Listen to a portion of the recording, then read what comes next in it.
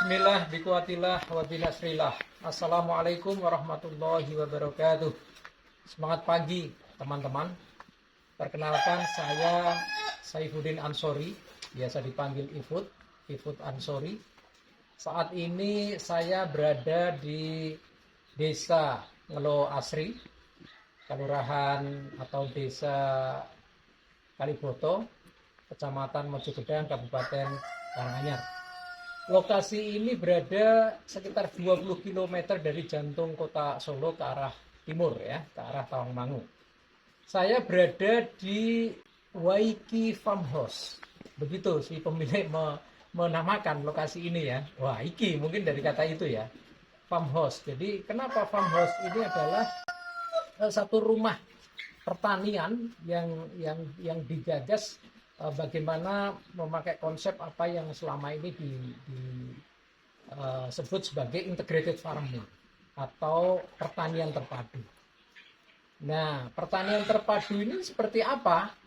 Ini adalah sebuah model, ya, yang akan dilakukan di sini. Karena kenapa model? Karena skopnya masih belum begitu luas. Jadi konsep pertanian terpadu ini sebenarnya bukan suatu konsep baru, tapi sebenarnya ini sudah dipraktekkan oleh nenek moyang kita, ya, nenek kakek kita dulu.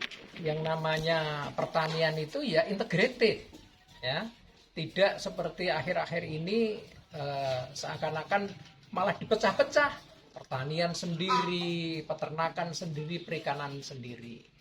Nah, di sini satu model akan kita lakukan. Ini area hanya kurang dari 2000 meter persegi, tapi bagaimana aktivitas itu ada semua, dari pertanian, peternakan, dan perikanan, walaupun skopnya itu kecil, ya. Kenapa integrated? Nah, itu antar aktivitas pertanian, peternakan, dan perikanan itu saling berkaitan. Dari mengelola limbah rumah tangga itu sendiri, ya, dikelompokkan nanti anorganik dan organik. Nah, organik itu dikelola bagaimana itu bisa dibuat menjadi pupuk ataupun pakan ternak. Nah, dari sana ada satu konsep bahwa memang limbah kita harus kelola benar, bagaimana mengarah ke zero waste. Tetapi terus terang di sini masih terbatas, ya. Kalau integrated farming itu mestinya imbang antara ternak, kemudian pertanian, dan perikanan itu sendiri, dan kemudian pakannya atau pemanfaatan limbahnya itu harus imbang, ya. Tetapi di sini ya kita mulailah, ya, walaupun belum bisa imbang. Kalau ada teman itu yang mengatakan, mengistilahkan itu dengan istilah masukan luaran rendah, low external input. Jadi bagaimana memakai sumber daya yang ada. Tapi di dalam farmhouse ini juga kita juga punya aktivitas di tempat lain, ya. Klaten, di Sukoharjo kita lakukan di sana, kita mengelola sawah. Nah, nanti farmhouse ini dikaitkan juga dengan aktivitas di sana, sehingga ke depan kita punya peternakan seperti ayam, nanti seperti ada kelinci, kambing, sapi. Nah, itu perlu pakan seperti apa, itu bisa kita usahakan dengan cara menanam sendiri, ya, karena di sini lahannya sempit, makanya itu dilakukan di tempat lain.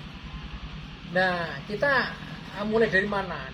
Mengembangkan farmhouse ini justru kita mulai dari lebah madu. Kayaknya aneh, ya, lebah madu, ya. Lebah madu kita taruh di sini untuk memanfaatkan nektar maupun resin yang sudah ada di tetangga. Jadi bunga-bunga, buah ada tetangga itu kita manfaatkan. Karena lebah madu yang kita kembangkan ini pertama ini namanya jenis trigona, ya, atau orang Bindang biasanya istilahnya klulut atau kelanceng. Nah, itu bisa terbang sampai 200-300 meter jelajah terbangnya, ya, sehingga kita manfaatkan dulu punya tetangga. Kemudian dari untuk memperbanyak nanti koloni-koloni lebah madu ini, kita tanam bunga-bunga, kita tanam bunga, kita tanam buah, sehingga kalau bunga buah ya ada namanya bunga itu air mata pengantin, ada Santos, ada Batavia, ada Turnera, ada macam-macam bunga matahari, terus bunga-bunga dari pohon-pohon buah yang disenangi ya seperti buah nangka, buah belimbing, buah klengkeng dan sebagainya itu kita tanam di area di sini.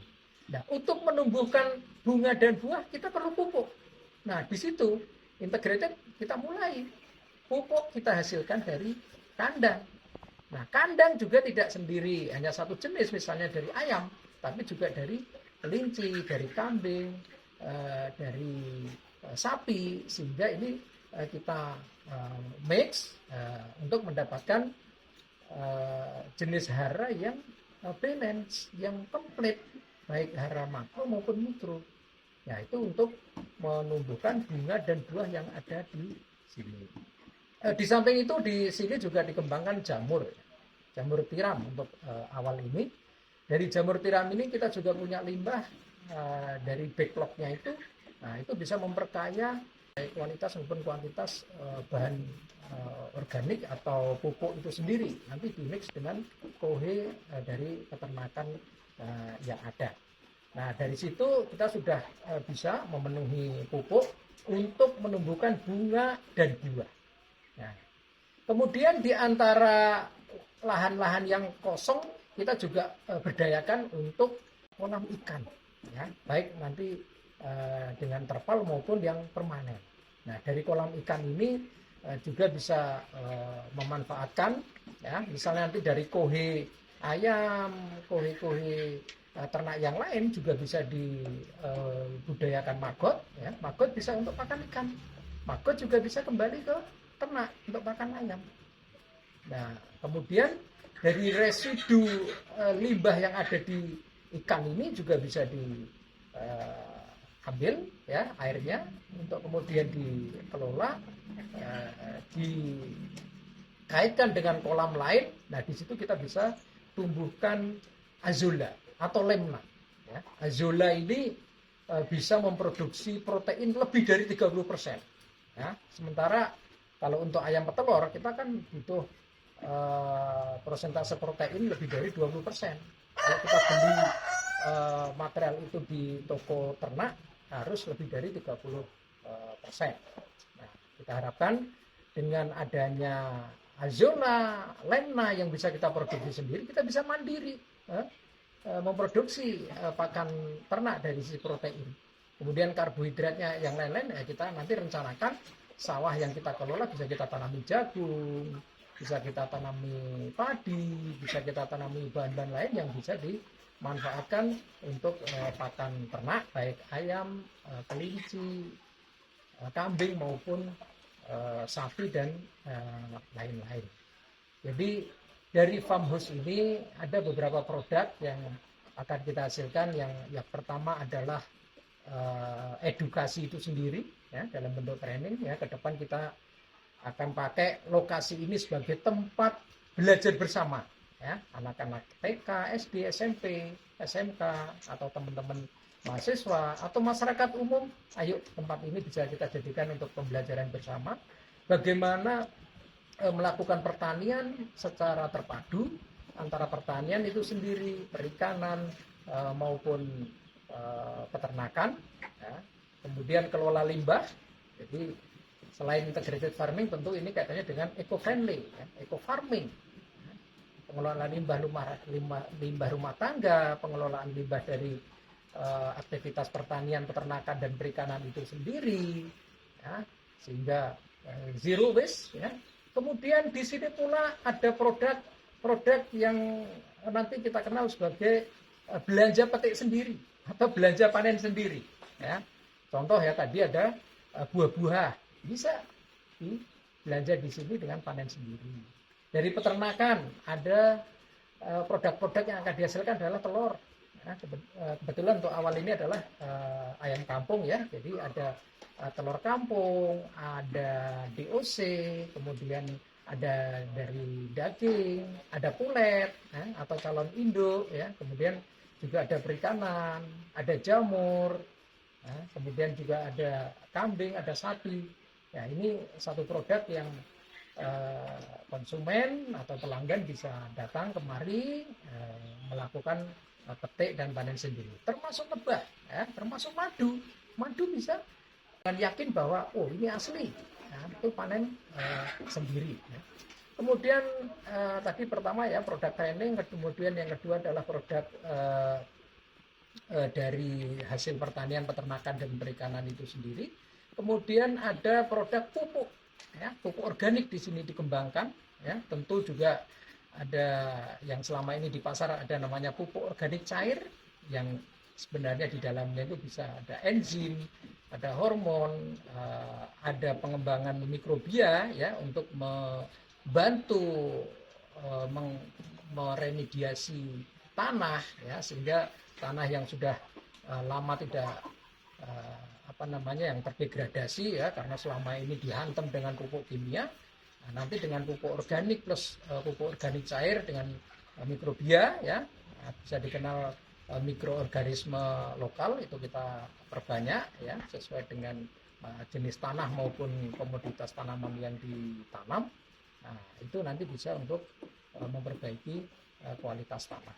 Kemudian produk lain juga bagaimana ke depan di sini dikembangkan ya kaitannya dengan ekowisata juga ya bisa nanti mulai bikin kafe, mulai bikin ya rumah makan dari produk-produk yang dihasilkan dari farmhouse ini sendiri.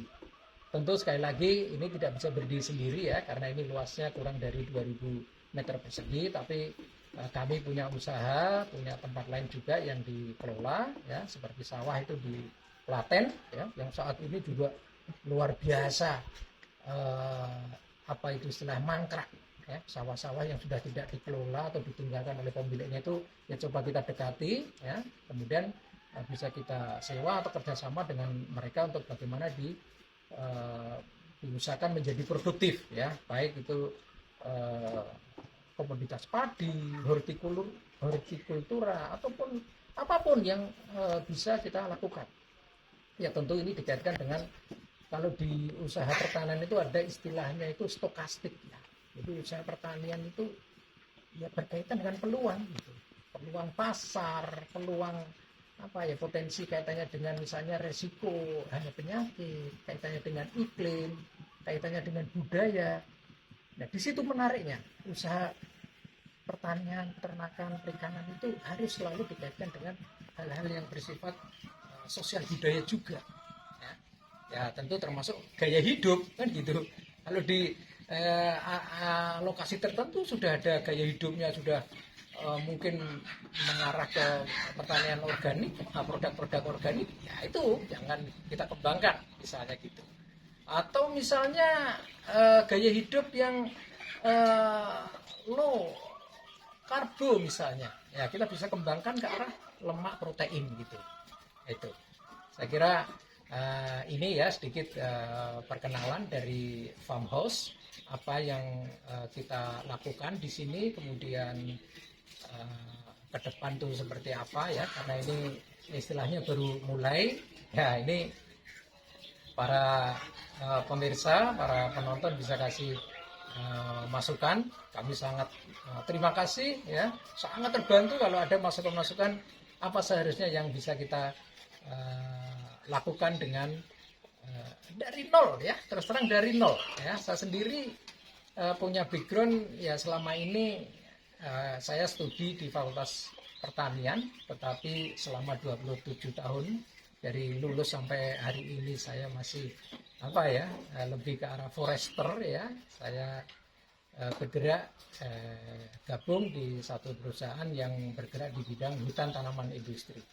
Tapi saya juga punya background sebagai anak petani, walaupun orang tua saya juga sebagai guru.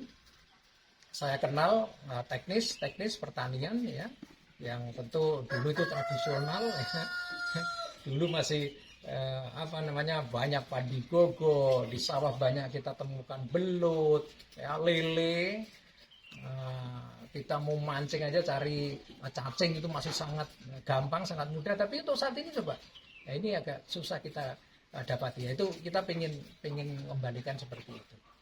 Jadi demikian apa yang sedikit dalam perkenalan di video pertama dan perdana ini. Ya nanti kita akan lebih banyak mengeksplor, ya, bercerita tentang dunia pertanian, tentu integrated farming, ya, di dalamnya juga ada perikanan, ada peternakan. Kita bisa sharing, ya, nanti bisa dalam bentuk vlog, bisa dalam podcast, ya, atau reporting, ya, kecil-kecil diskusi tentang pertanian, peternakan, perikanan. Demikian, terima kasih. Semangat pagi. Assalamualaikum warahmatullahi wabarakatuh.